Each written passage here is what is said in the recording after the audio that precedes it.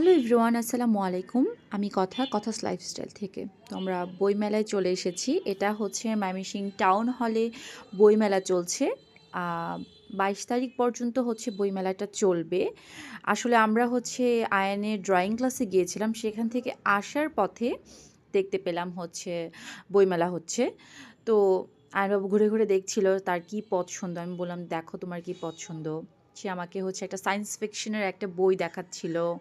তারপর হচ্ছে আরও কিছু দেখাচ্ছিল যে যেগুলো সে কিনতে চাচ্ছে, কী ধরনের বই তার পছন্দ। সে ম্যাথ নিয়ে কিছু বই দেখছিল। তো আমি বললাম, "দেখো তোমার যেটা ভালো লাগে।"